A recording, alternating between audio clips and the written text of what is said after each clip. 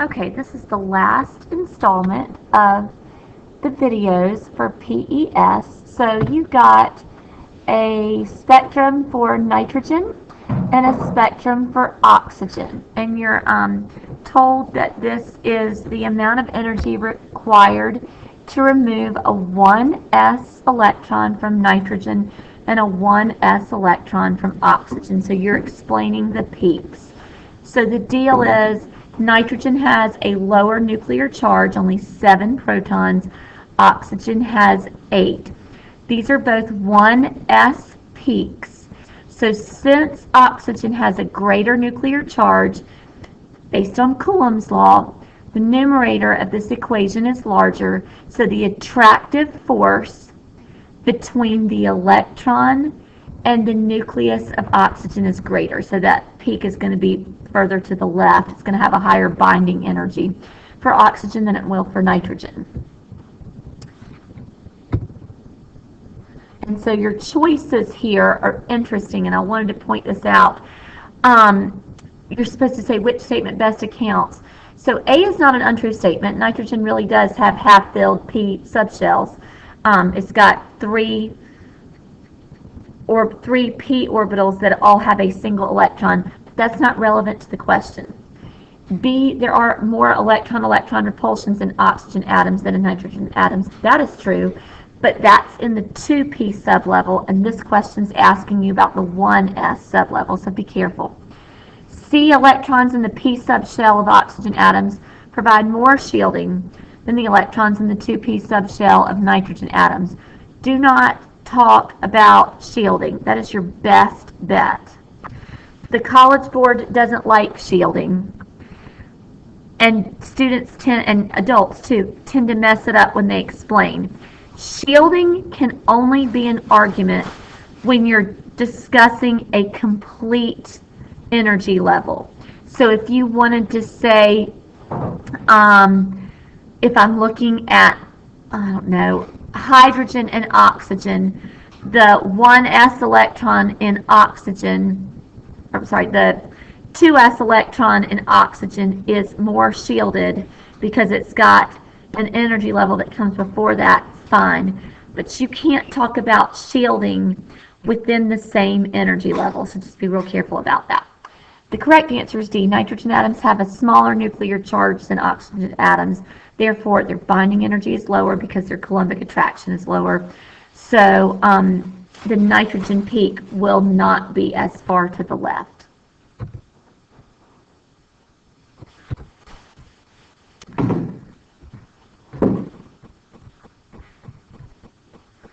Okay, this is from the College Board's review PowerPoint.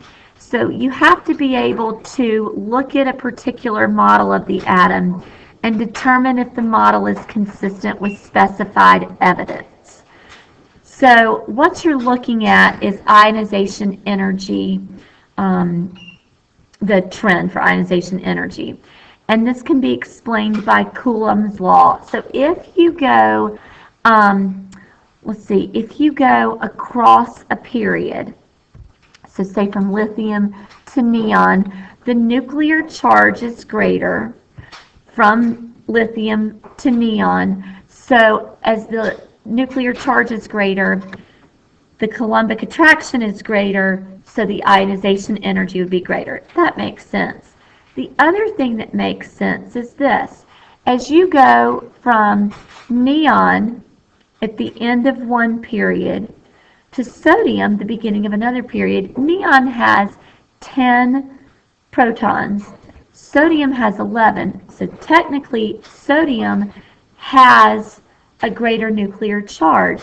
But sodium has a lower first, and these are first, ionization energies, because sodium's valence electron is in a higher principal energy level. It's in a shell further away from the nucleus.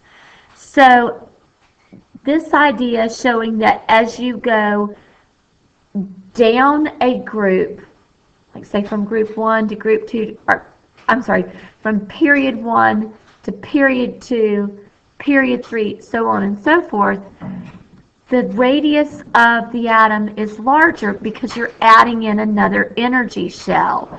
So those outer electrons are further from the nucleus and their ionization energy is lower.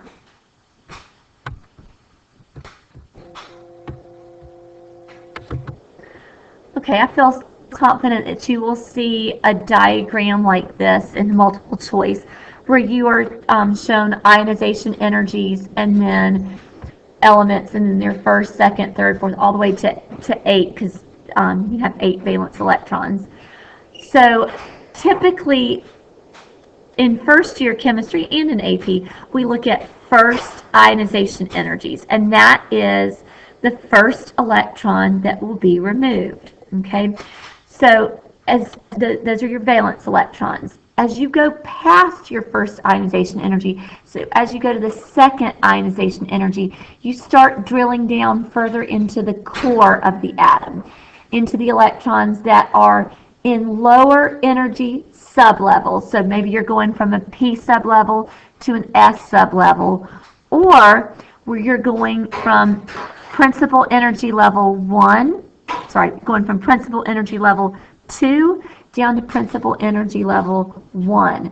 So when you have these huge gaps where your ionization energy suddenly increases or your binding energy suddenly increases, that means that you are changing principal energy levels.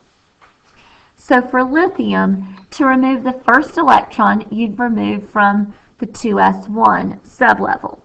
To remove a second electron, now you have to drill down into the core of the electron cloud, closer to the nucleus, and you're going to drill down into the 1s sublevel, okay? And so that second ionization energy is going to jump by a good bit. So then let's look out here at, let's look at nitrogen. So nitrogen has a total of 5 valence electrons. 2s2, those 2, and then 2p3, those 3. So it's got a total of 2 plus 3 or 5 valence electrons. So the first ionization energy is the lowest, that makes sense, and then every subsequent ionization energy gets bigger and bigger and bigger, and we see that here. And then all of a sudden, after the 5th ionization energy, so that means you've removed all of the electrons in the second energy level, in the second shell.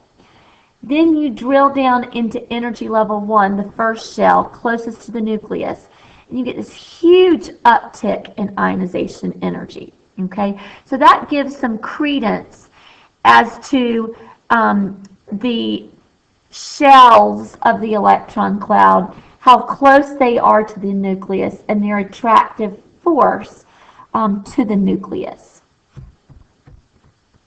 All right, so here's a check for understanding. So you'd be given a snapshot like this with your ionization energies, and you would be asked to, out of the choices listed, to predict which element is displayed based on of the ionization energies.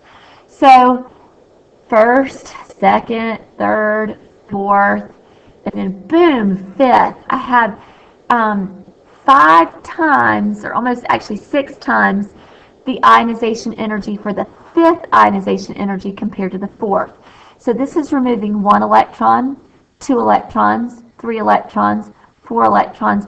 Boom, when I go to remove that 5th electron, that's where I have this huge increase in ionization energy. So that means I have 4 valence electrons in my outer or highest principal energy level, and when I go to remove the 5th electron, then I'm going to drill down further into the electron cloud closer to the nucleus.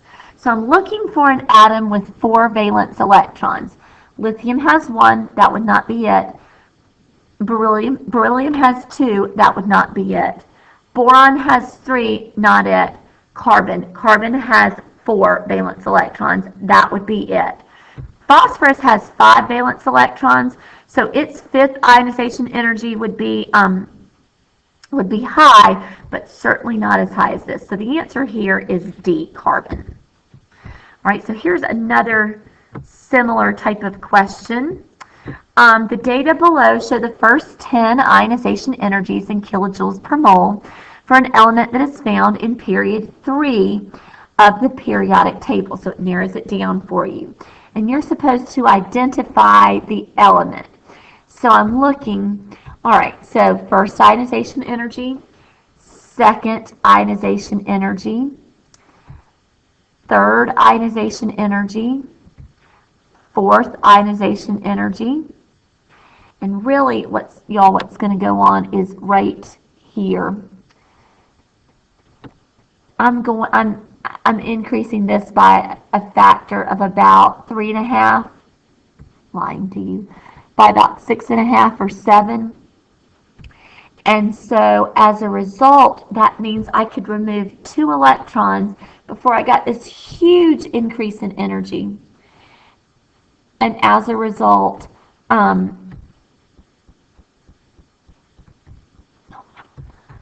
sorry, gotta check something. Sorry, brain cramp. Yeah, that's right.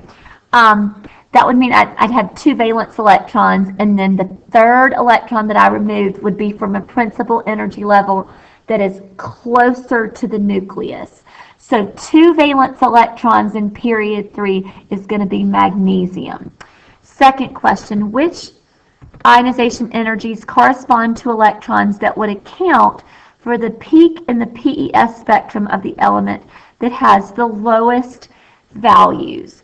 So the lowest values would be your 3s2 peak. And so that would be this first ionization energy as well as the second, because magnesium has its configuration ends in 3s2. So I'd remove both of the electrons from my 3s sublevel, and then I would drill down to go to the third ionization energy. I'd drill down into the 2p6 sublevel. So the lowest ionization energy values are from 3s, okay? So that would be your 3s peak, and that would be these first 2 ionization energies. I'm going to skip this for now. We are certainly going to talk about atomic radius. We already have a little bit, but trends in class on Friday. Okay, last question, and then I'm done. Given the atomic radius and first ionization energy of sodium in the chart below, which pair of values would be the most likely values for magnesium? Okay, so sodium's first ionization energy is 495.8 kilojoules per mole, and it has an atomic radius of 180 picometers. So as I go to the right, so magnesium's to the right of sodium, I gain 1 more proton. So sodium has 11 protons, magnesium has 12. When I gain that extra proton, and I'm not really gaining it, I'm becoming another element, but the fact that magnesium has that extra proton there means that its nuclear charge is greater. So it's going to have a greater attractive force, a greater Coulombic attraction between the nucleus and its electrons. So as a result, that greater attraction means bonding energy is higher, and it would take me more energy to remove an electron. So my first ionization energy would be higher. So I want to pick something that's higher than 495. So that's going to be either choice A or choice B. So now I have to look at my radius. So again, as my Coulombic attraction increases, because I've added this proton in magnesium, that means that the radius of the atom gets smaller because there's a greater attractive force. So the nucleus, not really, but it's sucking the electrons closer to it, so it makes the radius smaller. So I want a radius that's smaller than 180, and that's going to be 150. So the correct answer here is A. And that is it. So we handled 3 of the 4 FRQs in class today. So you'll do the next one tomorrow. So I hope this has helped you and you have a little bit better understanding of PES. But the best way to understand it is to memorize what I'm saying for real and then practice. And then after you've practiced with your memorization, then the concepts start to internalize themselves and you have a much deeper understanding. But if you try to digest this all in one bite and understand everything, you're going to give yourself a headache. So memorize first, then practice based off of memory, then try to understand. Okay? All right, I will see you tomorrow. Thank you so much.